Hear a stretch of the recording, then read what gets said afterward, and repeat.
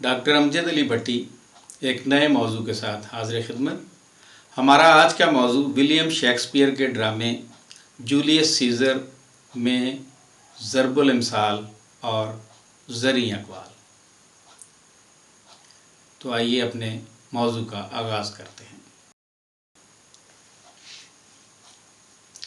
अच्छे लोगों को अच्छे किरदार वालों के साथ रहना चाहिए कि उनका किरदार किसी भी लम्हे बुरे इंसानों के साथ मिलकर तब्दील हो सकता है। इख्तियार और ताकत रहमदिली से अलग हो जाएं तो जाह मनसब का बेजा इस्तेमाल होने लगता है। अगर मेरी इतनी आँखें होती जितने तुम्हारे ज़ख्म हैं तो मुझे तुम्हारे दुश्मनों से दोस्ती करने में आसानी होती। अगर हम कत्ल जैसा काम भी ज़ाती मकासद के लिए नहीं बल्कि अवाम की भलाई के नाम पर करेंगे तो लोग हमें कातिल की बजाय मसीहा समझेंगे। इनकसारी शुरू में जाह तलबी के लिए एक जीना हुआ करती है जिसे ऊपर चढ़ने वाला बराबर मुड़ मुड़ कर देखता रहता है, मगर इधर वो सबसे ऊंची सीढ़ी पर पहुंचा नहीं और उसने जीने की तरफ से मुंह फेर लिया और जिन निचली सीढ़ियों से उसे ऊपर पहुंचना नसीब हुआ था उन्हें हकीर समझते हुए आसमान की जानब नज़र दौड़ाने लगता है। ऐ साज़िश, क्या तुम रात को भी अपना चेहरा दिखाने में शर्म महसूस करती हो जबकि बुराई हर तरफ आज़ाद घूम रही होती है? अगर ऐसा है तो दिन के वक्त तुम अपना खौफनाक चेहरा किस तारीक गार में छुपाती होगी?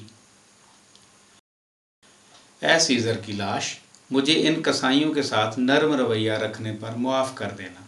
तुम्हारी रूह इस दुनिया से गुज़रने वाले तमाम लोगों में सबसे मुअज़्ज़ज़ है। तुम्हारे कातलों पर लानत हो। मुझे कसम है तुम्हारे ज़ख्मों की जो मुझसे चीख चीख कर एहतजाज करने का कह रहे हैं कि लोगों पर बदतरीन कहर नाज़ल होगा। तमाम इटली में खाना जंगी और तबाही फैलेगी।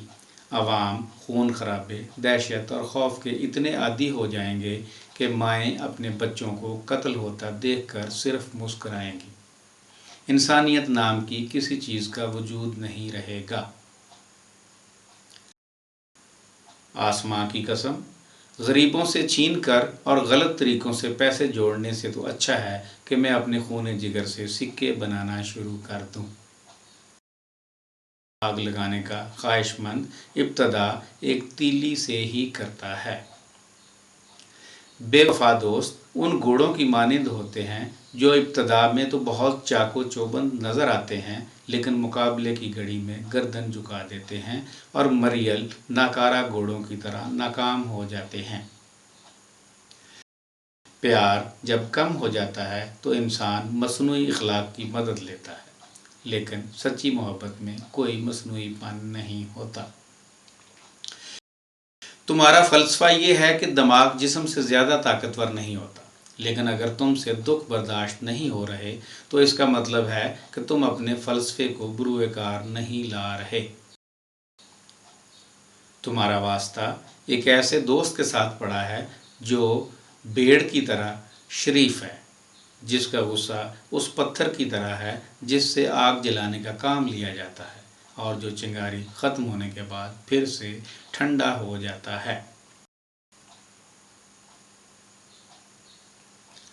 जब देवता इंसानों को डराने के लिए अपनी नाराज़गी के ऐसे खौफनाक अशारे भेजें तो हम इंसानों को खौफज़दा हो जाना चाहिए। जब मैं बहुत ज़्यादा परेशान होता हूँ तो अपनी परेशानियाँ अपने तक ही महदूद रखता हूँ।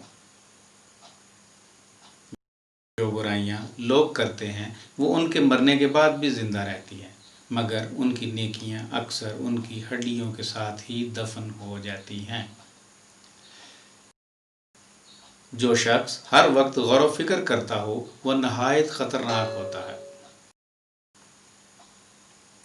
दोस्त तो छोटी मोटी गलतियां नज़रअंदाज कर देते हैं, लेकिन तुम इन्हें बढ़ा चढ़ा कर पेश कर रहे हो।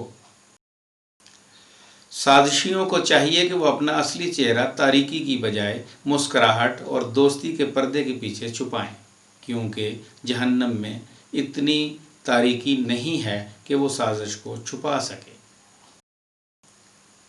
سانپ ہمیشہ چمکدار دھوپ میں باہر نکلتا ہے۔ سر اپنی جگہ پر موجود نہ ہو تو بازو بیکار ہو جاتے ہیں۔ سر کاٹنے کے بعد بازو کاٹنے کا مطلب یہی ہے کہ قتل کے پیچھے کوئی ذاتی وجوہات ہیں۔ سیزر ایک سپولیے کی مانند ہے جو ابھی انڈے میں پل رہا ہے۔ ہمیں اس سانپ کے بچے کو انڈے ہی میں مار دینا چاہیے۔ سیزر کو عوام بھیڑ بکریوں کی طرح نظر آتے ہیں، اسی لیے وہ بھیڑیا بنا ہوا ہے۔ شاید سیزر کے خون کو بھی شبہ تھا کہ آیا خنجر چلانے والا واقعی بروٹس ہے۔ اے دیوتاؤ، گواہ رہنا، یہ سب سے گہرا گاؤ تھا۔ سیزر کو ان باغیوں کے ہتھیاروں کی بجائے دوست کی بے وفائی نے مار ڈالا۔ طاقت میں اگر رحم کے عناصر نہ ہوں تو وہ غلط ہی استعمال ہوتی ہے۔ کتنے دکھ کی بات ہے کہ ہم رومن انہی جسموں کے بنے ہوئے ہیں جن سے ہمارے آباء و اجداد بنے تھے، مگر ہمارے اندر وہ جذبہ نہیں رہا جو ان میں تھا۔ اس کی وجہ شاید یہ ہے کہ ہم اپنی ماؤں کے جذبوں کے زیر تسلط ہیں اور ہم نے مردانہ صلاحیتیں کھو کر صنف نازک کی صلاحیتیں اپنا لی ہیں۔ کسی خطرناک کام کے بارے میں سوچنے اور اسے کرنے کے دوران کا جو وقت ہوتا ہے وہ بالکل کسی خوفناک خواب کی مانند ہوتا ہے۔ کل تک سیزر کا مقام اتنا اونچا تھا کہ وہ ساری دنیا کا مقابلہ کر سکتا تھا، مگر آج وہ اتنا پست ہے کہ کم سے کم تر آدمی بھی اس کی عزت نہیں کرنا چاہتا۔ کم ہنسنے والے اور موسیقی کو ناپسند کرنے والے لوگ بہت خطرناک ہوتے ہیں۔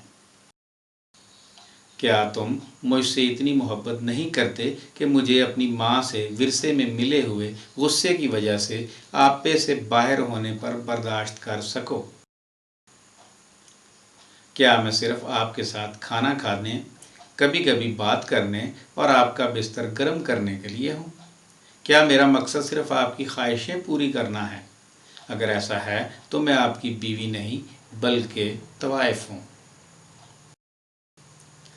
لمبے سینگوں والے بھینسے کو درخت کے ذریعے، ریچھوں کو شیشہ دکھا کر اندھا کر کے، ہاتھیوں کو بڑے بڑے گڑھوں میں گرا کر، شیروں کو جال کے ذریعے اور انسانوں کو خوشامد کے ذریعے قابو کیا جا سکتا ہے۔ لوگوں کی زندگیوں کے سمندر میں کبھی نہ کبھی ایک ایسی لہر اٹھتی ہے جو انہیں دھکیل کر کامیابی کی طرف لے جاتی ہے، لیکن جو اس سنہری موقع کو کھو دیتا ہے اس کے نصیب میں صرف پچھتانا رہ جاتا ہے۔ میری غلطیوں کو ایک کتاب پر لکھ کر ان کو اچھی طرح یاد کر لیا گیا ہے تاکہ بوقت ضرورت مجھے سزا دی جا سکے۔ میں ایسے شخص کے خوف کے زیر سایہ رہنے سے مرنے کو ترجیح دوں گا جو کسی بھی لحاظ سے مجھ سے برتر نہیں۔ ہم نے آج تک ایسا آگ برساتا طوفان نہیں دیکھا۔ ایسا لگتا ہے کہ یا تو آسمان کے اوپر دیوتاؤں کے درمیان کوئی جھڑپ ہو گئی ہے یا پھر اس دنیا نے اپنے غرور کی وجہ سے دیوتاؤں کو سخت ناراض کر دیا ہے کہ وہ ایسی تباہی بھیج رہے ہیں۔ ہم نے سیزر کو چوروں کا ساتھ دینے پر قتل کیا تھا۔ کیا ہمارے لیے یہ درست ہوگا کہ ہم مٹھی بھر پیسوں کی خاطر اپنے ضمیر کا سودا کریں اور رشوت سے اپنے ہاتھ ناپاک کر لیں؟ ایسا رومن ہونے سے تو اچھا تھا کہ میں کتا ہوتا جو چاند پر بھونکتا رہتا۔ ہماری رسوائی ستاروں کی وجہ سے نہیں بلکہ ہماری غلطیوں کے باعث ہوتی ہے۔ ہماری مثال اس وقت ایک ایسے بندھے ہوئے ریچھ کی سی ہے جو چاروں طرف سے دشمنوں کے گھیرے میں ہے۔ ہمیں ان عیار آقاؤں کی طرح بننا ہوگا جو پہلے تو اپنے غلاموں کو خون خرابہ کرنے پر اکساتے ہیں اور پھر جب وہ یہ کام کر چکے ہوتے ہیں تو انہیں لعن طعن کا نشانہ بناتے ہیں۔